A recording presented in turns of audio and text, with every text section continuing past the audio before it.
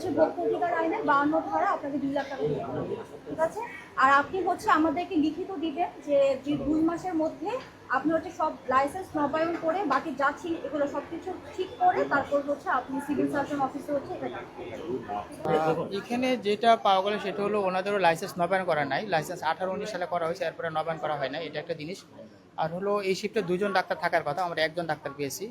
আর হচ্ছে যেটা ওটিতে অপারেশন থিয়েটারে আমরা কিছু মেয়াদ উত্তীর্ণ ওষুধ পেয়েছি, যেটার মেয়াদ 24 সালে শেষ হয়ে গেছে।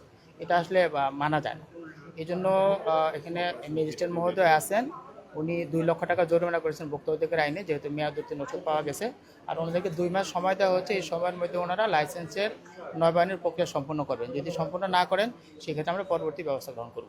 আমার এখানে এক্সপায়ারি পাওয়া গেছে, এইটা অবশ্যই আমার ল্যাকিংস, এটা আমার ভুল। আমি হয়তো 2 সপ্তাহ 3 সপ্তাহ বা কোনো কারণে হোক ওটি ইনচার্জের উপর ডিপেন্ডেন্ট ছিলাম, চেক করিনি, যার কারণে এটা এই প্রতিষ্ঠানে এরকম ল্যাকিংস আজকে ধরা পড়ছে। কিন্তু প্রতিষ্ঠানের বয়স থেকে আজ পর্যন্ত কোনো ইনসিডেন্ট ঘটে নাই, এত সুন্দর করে মেনটেন করা হয়, তারপরেও পাওয়া গেছে, এটা তো আমি স্বীকার করলাম, এটা আমার বড় অপরাধ। কিন্তু আমার লাইসেন্স রিনিউ হয় নাই, এর জন্য আমি একা দায়ী না, এর জন্য সরকারের প্রতিষ্ঠান সহ আমি দায়ী। আমি শুধু সরকারের প্রতিষ্ঠানকে দায়ী বলি নাই, সরকারের প্রতিষ্ঠান সহ আমি দায়ী।